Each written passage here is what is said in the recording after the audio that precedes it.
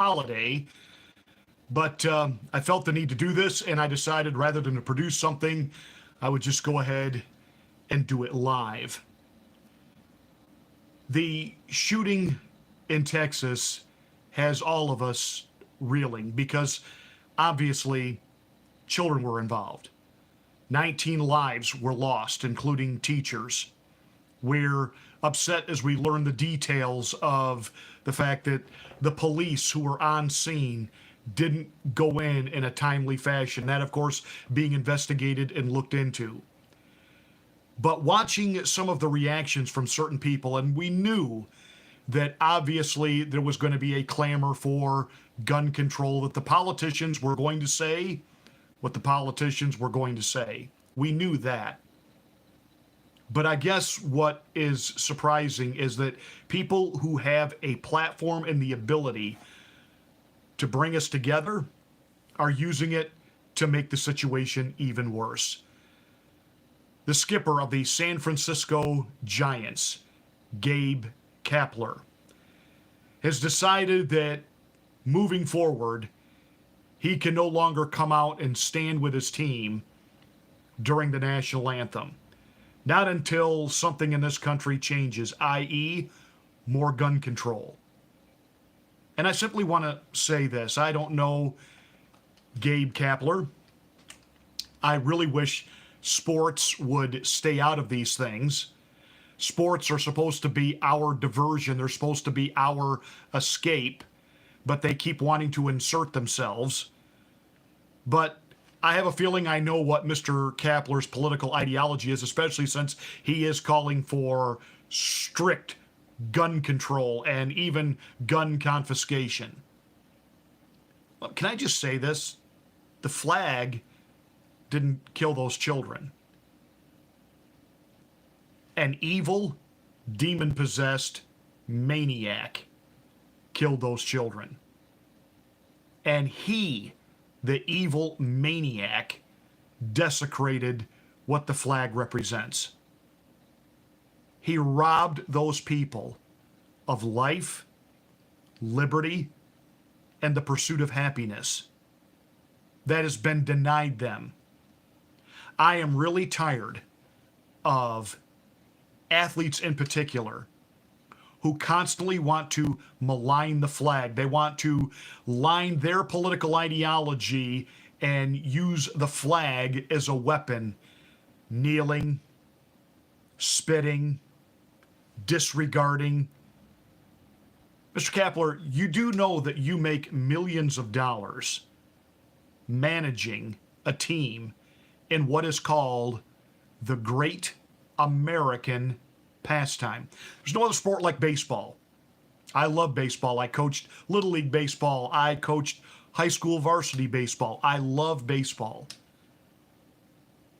And I am ashamed that a manager of a Major League Baseball team would think that the way you get action is to desecrate and not participate in the singing of the national anthem. He said he doesn't like the country, he doesn't like the direction the country is going in.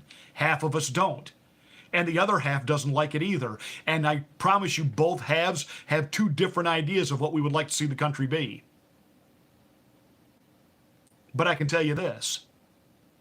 Despite the fact I don't like the direction of Joe Biden and this administration, I look at the flag and I don't think about what America is. I think about the intent of our forefathers, of what they wanted it to be.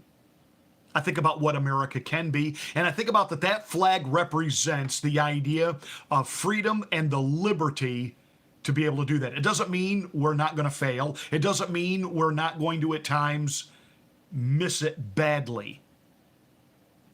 But we have the opportunity in this country to make it right. So I don't understand the Colin Kaepernicks and now Gabe Kapler. I don't understand other media personalities listening to a Mets game last night, listening to their commentators say, well, you may not agree with Gabe, but, you know, it is heroic. No, it's not heroic. Saying you're going to stay in the dugout and diss the national anthem is not heroic. saying you're going to do that until there's more gun control, until they're, not going to do this. I'd like to say to Mr. Kapler, Colin Kaepernick, and the rest of these athletes who make millions of dollars playing children's games. What other nation on the planet could you do that? Seriously.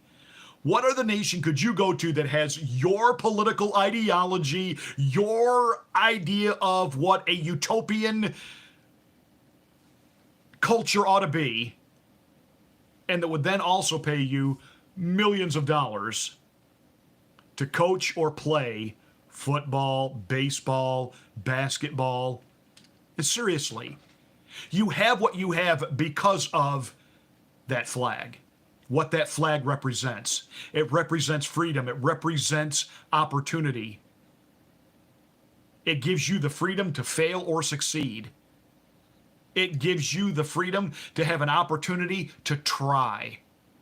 And even if you fail, you have an opportunity to try something else. So I really don't understand, and I am sickened that the manager of the San Francisco Giants has now said he will not participate in the national anthem till the country is different. So in other words, until law-abiding people are stripped of their rights. Mr. Kapler, I noticed you went ahead and managed your game last night. It didn't stop you from earning your paycheck last night. It didn't stop you from talking to reporters and tweeting and using your platform to run your mouth. But you're just not going to come out now for the national anthem, and you want everybody to know why. Okay. But in so doing, this idea that we need to create another law, will you please tell me what that's going to change? Seriously. Evil men don't follow the laws. But what you do is you start punishing the law-abiding, and you limit their ability to protect and defend themselves, so we are then at the mercy of evil men. I was talking to a young man today. He happens to be my associate. He grew up on the mission field. And he grew up in countries that, were borderline communist in their politics and ideology. And he said, citizens, he said, I grew up where there was lots of gun control everywhere. He said, but police had guns, the military had guns, and all the criminals had guns. And he said the law-abiding citizens in the middle were always at the mercy of the people who had the guns, the police, the military, the criminals. Mr. Kapler, when you manage your game tonight, and you walk into that stadium, it's going to be 25 to 40,000 people there. You know what else is there? Armed security. You know what doesn't happen? What you saw happen at that school in Texas doesn't happen there. Why? There's armed security. There's armed security when people go to any type of big public venue. There's armed security at the shopping mall. You know when 9/11 happened, George W. Bush didn't ban airplanes. He made the cockpit safer so that they could not be penetrated. You don't ban guns. Let's make the schools safer. Let's put security at the schools, and let's keep the kids safe. It is not the gun that's changed. It is society. Do you understand? And I don't want to get too long into this. I already talked about this ad nauseum the other day. But when we kick God out of the culture, out of our conversation, out of our community, out of our classrooms, society has not gotten better. We can back up 100 years. Less even. When my father was a kid, back in the 1940s, he and his friends would actually take guns to school and leave them in their locker because they were going hunting after school.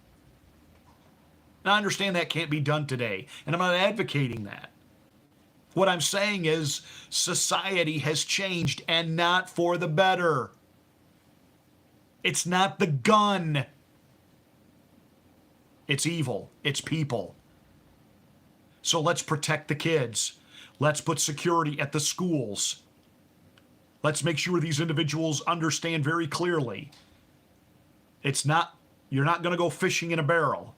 You're not going hunting at the zoo now. You're not going to have a bunch of individuals, children, and teachers who are vulnerable and unsafe. That's what needs to be done moving forward. And by the way, Mr. Kapler, you ought to thank God you live in America, because it apparently has afforded you many opportunities as an athlete and as a coach, as a manager, that you wouldn't get anywhere else. And out of your gratitude and your thankfulness for that, get your backside out of the dugout tonight and line up with your team singing of the national anthem. It is Memorial Day weekend, for God's sake. And